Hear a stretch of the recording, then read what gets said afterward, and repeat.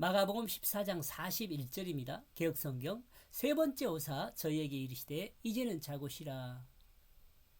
그만이라. 때가 왔다. 보라 인자가 죄인의 손에 팔리 오느니라. 그리고 그는 세 번을 오게 되어졌다. 그리고 그는 그들에게 자라고 말했다.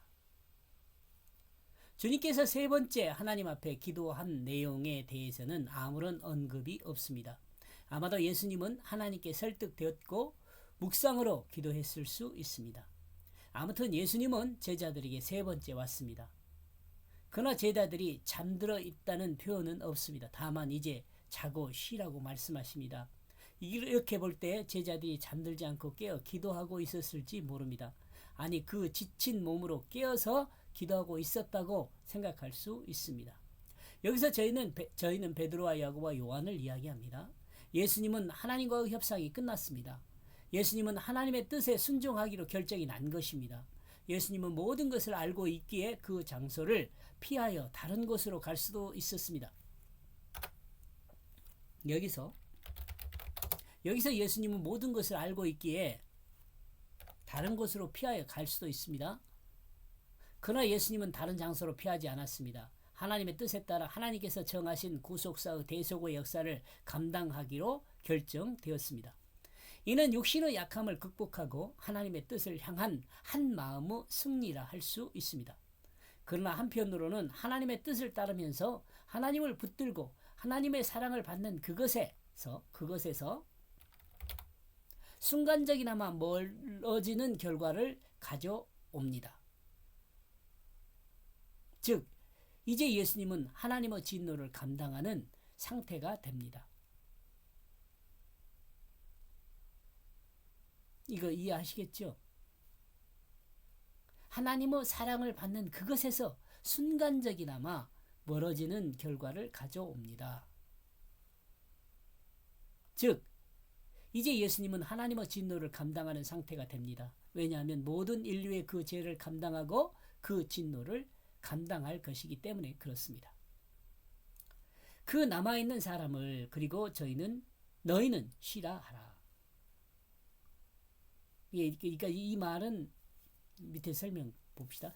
여기서 남아있는 사람은 8명의 제자를 이야기합니다. 네, 이야기하네요. 이 표현대로라면 베드로와 야고보와 요한은 자기 제자 중에서도 지도자적 위치에 있었던 것으로 볼 수 있습니다. 그리고 남아있는 사람을 단수로 말하고 있는데 이는 남아있는 8명의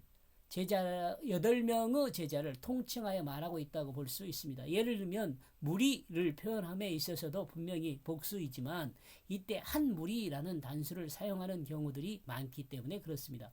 그러므로 우리는 이 본문을 해석함에 있어 예수님의 제자 베드로와 야고보와 요한에게 1차적으로 동행했던 이 베드로와 야고보와 요한은 2차적으로 동행했던 사람이에요. 동행했던 8명의 제자에게 가서 그들도 쉴 수 있도록 말하는 부탁이라고 봐야 할 것입니다.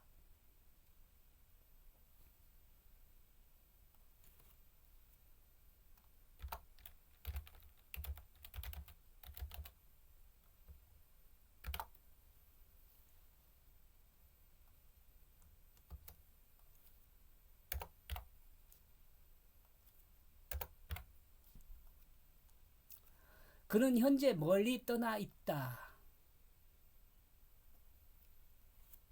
이 말은 여러분이 좀 기억했으면 좋겠어요. 그는 멀리 떠나 있다. 이런 이유로 제자들에게 예수님은 이제 더 이상 기도할 필요가 없습니다. 왜냐하면 그가 멀리 떠나 있기 때문에 그렇습니다. 여기서 그는 누구일까요? 단어의 유래를 보면 예수님일 수 있습니다. 그러나 존귀한 자를 생각하면 기도를 들어주는 분을 생각하면 존귀한 자를 생각하고 기도를 들어주는 분을 생각하면 하나님이란 생각도 가능합니다. 그는 멀리 떠나 있다는 내용은 본절에서 핵심 문구입니다. 이 내용은 마가복음 15장 34절에서 엘리 엘리 라마 사박다니라는 내용에서 다시 언급됩니다. 그리고 이 내용은 시편 22편 1절에서 인용한 내용으로 볼 수 있습니다. 22편 1절은 고난의 시입니다. 이제 더 이상 기도가 필요치 않습니다. 왜냐하면 기도를 받을 대상인 하나님께서 멀리 떠나 있기 때문입니다. 이제는 예수님도 그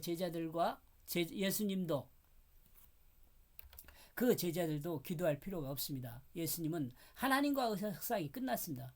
결국은 그 시간인 그때가 왔습니다. 이거 좀 여러분 이렇게 좀 놔둘 거니까 좀 생각했으면 좋겠네요. 이거요. 조금 색다른 생각일 수 있거든요. 하나님은 하나님의 백성의 대속의 십자가를 허용하셨습니다. 이 땅의 세속의 관점에서 불합리하며 불법적인 역사이지만, 이 땅의 세속적인 관점에서 불합리하며 불법적인 역사이지만 하나님 백성의 그 죄를 대속하기 위해 하나님은 간섭하지 않고 구속의 역사를 인정하고 진행하셨습니다. 여기에 하나님의 작정과 경륜의 그 결정이 담겨 있습니다. 그 때가 왔다. 인간이 가장 불안한 상태는 하나님의 버림을 받는 것입니다. 그리고 하나님의 버림을 당한 그때의 그것은 곧 진노의 대상이 됩니다. 이것도 중요하네요. 예수님은 하나님께 기도했지만 예수님의 생각을 접었고 하나님의 뜻에 따른 그 길을 가게 됩니다. 이는 예수님이 하나님께 설득되었다는 그것을 의미합니다. 이제 하나님은 예수님과의 협상을 끝내고 떠나갔고 예수님이 감당할 시간이 되었습니다. 인류 반역에 따른 대속의 고난이 시작되었습니다.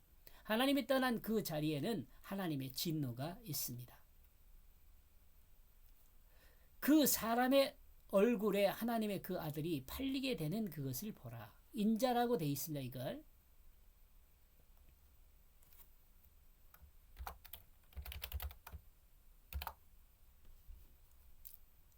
예수님께서 유월절 만찬에서 제자들에게 말씀하셨던 그것이 사실적으로 일어나고 있습니다.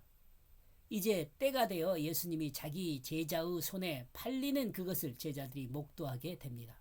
그러므로 예수님은 제자들에게 말씀하십니다. 너희들은 내가 팔리는 것을 봐라. 성육신 하셔서 대속의 역사를 진행한 하나님의 어린 양을 보라는 말입니다. 그 죄인들의 그 방법으로 예수님께서 당하는 대속의 고통은 예수님의 방법이 아니라 죄인들이 생각한 그 방법입니다. 즉 어떻게 죽일 것인가를 논하던 제사장들과 서기관들이 생각한 방법이며 가룟 유다가 그 제사장들과 서기관들에게 의논하여 결정한 그 방법으로 예수님께서 팔리게 됩니다. 이렇게 해서 41절요. 그리고 그는 3번을 오게 되어졌다. 그리고 그는 그들에게 자라고 말했다. 그 남아있는 사람을 그리고 너희는 쉬라 하라. 에게라고 합시다. 에게. 그 남아있는 사람들에게 그리고 너희는 쉬어라. 그는 멀리 떠나 있다. 그 때가 왔다. 그 사람의 얼굴에 하나님의 아들이 팔리게 되는 것을 봐라. 그 죄인들의 그 방법으로. 그가 멀리 떠나고 예수님은 3번째 제자들에게 오십니다. 예수님은 사람의 얼굴을 가진 하나님의 아들이 아들이 팔리게 됩니다. 예수님은 사람의 얼굴을 가진 하나님의 아들 예수가 팔리게 됩니다.